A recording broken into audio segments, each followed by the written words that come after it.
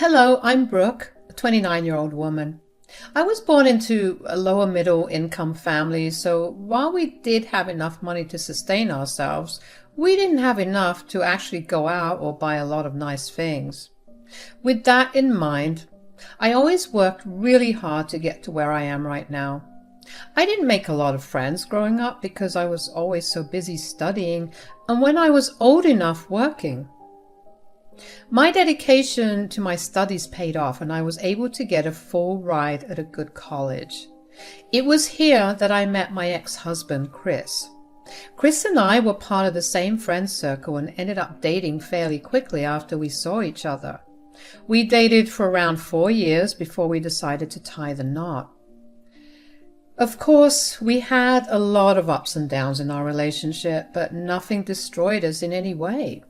Eventually, after years and years of hard work, I managed to get a really good job that allowed me to live pretty lavishly. Except that I couldn't live lavishly. Chris didn't make as much as me, so I was stuck footing all our bills. Chris only paid rent and utilities sometimes. Even then, I loved him a lot and I was okay with it. We never had many fights and were living pretty comfortably. There was only one point of contention between Chris and me buying a house. I'm not going to lie that I have wanted to buy and own my own home. It's always been my biggest dream. In my head, the day I managed to buy a house was going to be the day that I knew that I made it. It would be the day that I knew just what I was capable of doing. Unfortunately, it wasn't time for that yet. Chris also shared my dream. He too wanted to own his own house and get to live in a place that he could truly call his own. We had many conversations about our dreams when we were dating, but while I thought we were on the same page about our finances, we were not. Chris was under the impression that we both made more than enough to buy the house. The thing is, first of all, Chris made significantly less money than me. I mean, he barely made half my annual income. And secondly, Chris had a terrible credit score. He was always late to pay off his credit bills and always withdrew more than he could pay off. I will admit that his financial condition caused a lot of tension between us in the first 2 years of our marriage. We never moved in together before getting married and we always kept our finances separate. So to find out just how miserably he had been living was a slap in the face. But I loved him too much to ever leave him for it. So I decided to take care of him too. We were married and I believed in his burdens being mine as well. I started helping cover not only his share of the utilities, but also helping him pay off his credit loans. It took me a good year to get his credit score raised at least a little bit. And of course, because I was constantly paying for everything, I had no opportunity to save. For some reason, Chris believed that we had a lot saved up. He never contributed to any of the savings. He just expected me to have saved up. So to say he was unhappy about me not having saved anything would be an understatement. What do you mean you have no money saved up? I mean exactly that. How? How can that even be possible? You can't be serious. Did you even contribute to saving anything? Oh, come on. You know that I never had that kind of money to spare. Right, and neither did I. Explain to me how that is even possible. You make double what I make. Well, you have a crap ton of debt and barely contribute to our living expenses. Everything I earn goes into making sure we live well. I didn't ask to live well. I don't mind living frugally.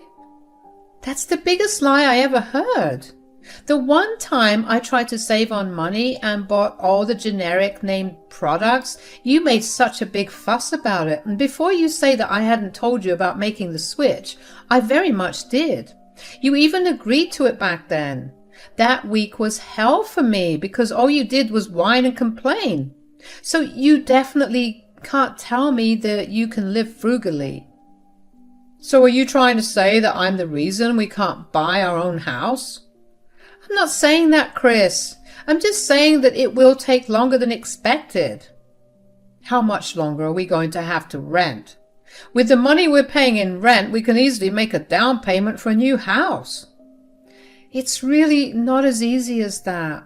But why do you need a house right away? We have a long time to spend together. We're still really young. Let's just get your credit score going well so that we can both properly own the house without having to face any issues. I will make sure that we will start house hunting the second we're both doing well with our credit scores. All right. I was upset at how adamant Chris was about getting a house. I hated that I had to placate him as if he was a child. He was old enough to know how things worked. Even if I did save up the leftover money every month, we still wouldn't have even a quarter of the required deposit. Not to mention, I would be the only one under whose name the mortgage would be taken out. I didn't want to be responsible for such a large sum alone. Chris was still huffing about it in a subtle way to remind me that I had disappointed him, but I simply couldn't bring myself to care about it. He should be grateful that I even stayed with him after I found out about his financial condition. The way he was so ungrateful only fueled the irritation I had inside me.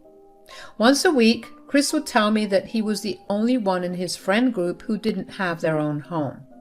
He told me over and over again how shameful it was for a 30-year-old man to not own his own place. He tried every technique of emotional manipulation available under the sun to try and get me to buy him a house. All that made me feel was disgusted with him. I don't know where he expected me to pull that kind of money from. And then things got worse. Once Chris realized that his tactics weren't working, he invited his mother, Doris, over to try and convince me. Of course, he invited her over when I was at work, so I was surprised to see her there. "Oh, hey Doris, what brings you here?" "I invited her over."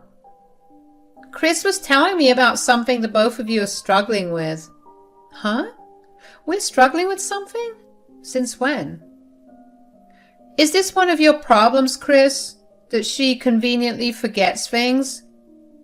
"No, that is not a problem. I'm simply confused because as far as I know, Chris and I aren't facing any issues." "Then why was he so upset about buying a house?" "Oh my God, Chris, you actually went crying to your mom about this?" "He is my son, and I have raised him well enough to come to me whenever he wants to." "I'm actually glad that you raised him healthily, but I didn't mean it like that. I simply mean that I thought that we arrived at a conclusion about this." "And what was the conclusion? That you'll make him wait another 5 to 10 years for him to finally own a house?" "If that's how long it will take, then yes." "How can you deprive him like this?" I don't know if Chris outlined the entirety of our conversation yesterday to you, but like I told him, I haven't saved up enough to even consider making a deposit. Even if I do manage to get a mortgage with his crappy credit scores, which I helped raise, by the way, I'd have to bear the sole burden of it. And why is bearing the sole burden an issue? Do you not love my son enough to go through with it?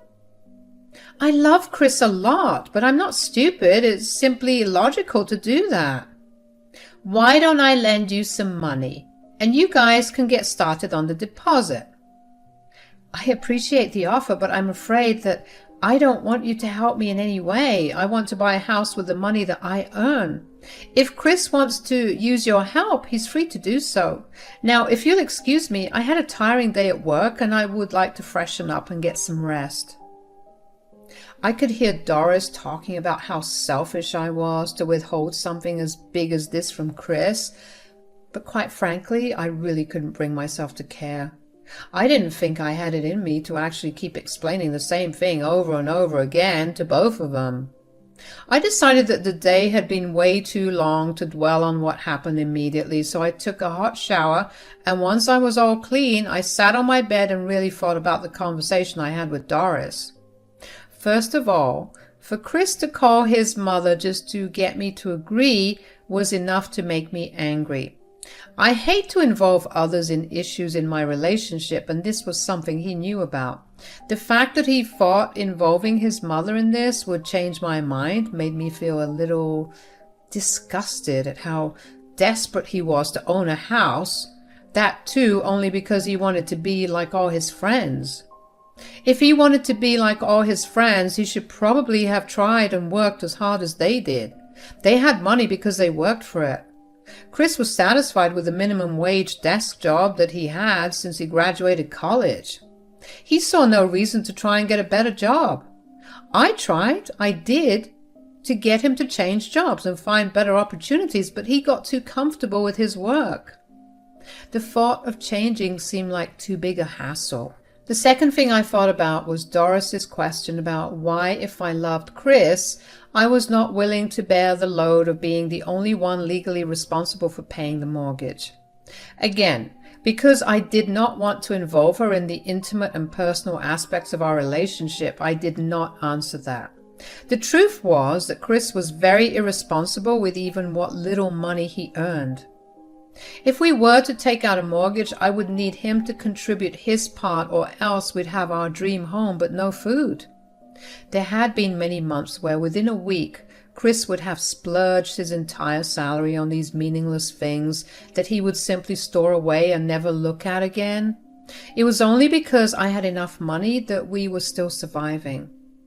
And like I was saying earlier, moving to a better job was too much of a hassle for Chris, so did that mean that he did not love me enough to make a change? Why was it only me that had to get the blame? I saw no reasoning in that argument of hers, but even if I told them all of this, I knew that they would have found one way or another to turn it back around on me. There was no use arguing with them because it truly felt like talking to two walls. That night, Chris texted me and told me that he was staying with Doris for the night. He told me he expected an apology from me to both him and his mother. Of course, I wasn't going to do that. I had nothing to apologize for. If anything, they should be the ones apologizing for putting me in such an awkward position where I was purposely being painted as a villain. I called my best friend Willow over because I felt like I was actually losing my mind over all of this. I needed someone to tell me that I was not insane. When she came over, I gave her a gist of what had happened. What is wrong with the both of them? I honestly don't know. When both of them kind of just ganged up on me, I really felt like I was committing some crime, but not giving them what they wanted. Oh, sweetie, no, you're perfectly sound in your reasoning. Right? If Chris had even waited a year, just enough time for me to save a good enough amount, I wouldn't have to be here. Why does he want his things right then and there? Has he always been this way? Now that I think about it, yeah. It was either he got his way or I had to deal with his tantrums. That's not healthy. Did you talk to him about it? I did at the start of our relationship, but that clearly did nothing. I guess I learned how to deal with it. This, however, is not just something I can deal with. Well, what happens when he doesn't get what he wants? He either sulks for days, and I have to make it up to him in some grand gesture, or he gets what he wants somehow. I have never bothered to ask him how he got things, but I bet it has to do with Doris. Oh, definitely. But don't you think that Doris might try to do something to get him that house? I see no way for her to do anything like that, unless, obviously, she takes a mortgage out in her name, but she already has a mortgage to pay off. I don't know what she'll do, but I know that something smells fishy. They will get it some way or another. What Willow was saying did make sense. She did actually point out something that I hadn't thought about. I didn't want to think that Doris and Chris were capable of doing something so crappy that I needed to be prepared for it, but I also knew that it was better to be safe than sorry. Chris didn't come back home the next day either, so Willow and I decided to go and buy some hidden cameras and plant them all around the house. Thankfully, I could access all the footage from my phone, so I got to see whatever I wanted, whenever I wanted. I will admit that at that time I still felt guilty about planting cameras around the house without Chris's consent, but Willow reminded me that this was a safety measure to ensure that nothing harmed me in any way. Even what I knew of Doris, I knew that she was always ready to play dirty to get what she wanted.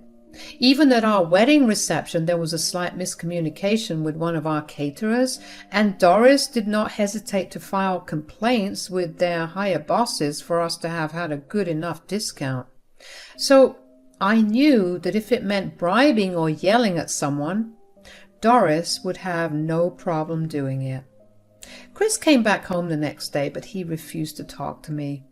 Of course, I didn't want to talk to him either because I had no reason to cave in at first.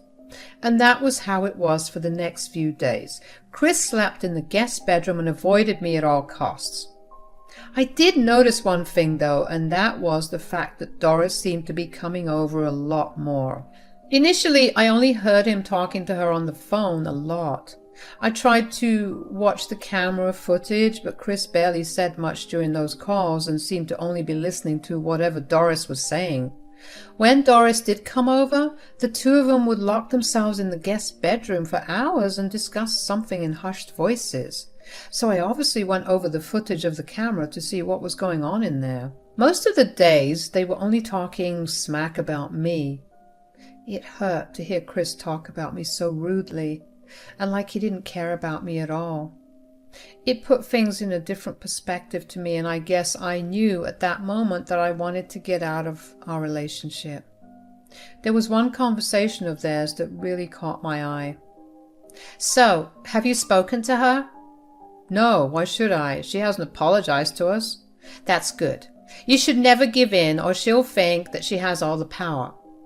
"I just don't like this, though. I didn't think we'd ever be this way." "Oh, honey, some people only show you their true colors after you marry them. They know that once they've got you, there's no reason to keep being the way they were." That's so messed up. I'm not even asking for anything big. I just want us to stop paying rent and live in our own place. "Oh, I know. I was in the same position with your dad." "Really? What did you do?" "At first, we fought a lot, just like you and Brooke right now. But then I tricked him." "Tricked him?" "Oh, yeah. And I'll do just that with you." "What do you mean? What kind of tricks?" "Just wait until tomorrow. You'll understand everything. You just have to promise to do whatever I say. If you do what I say, you'll have that house that you want." "All right. I'll do whatever you want." My heart raced at the thought of me being right. I knew that Doris would do something, but even after watching the recording, I didn't know what exactly. Just like Chris, I too had to wait to find out what her big plan was going to be.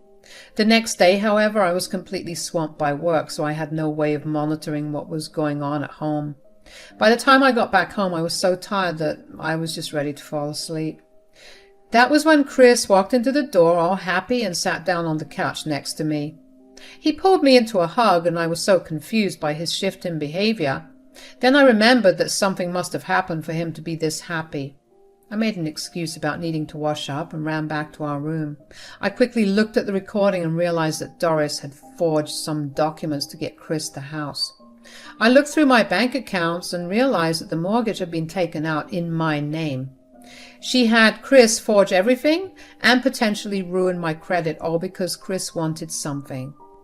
I was furious, but I knew that it was too late in the night to get anything done.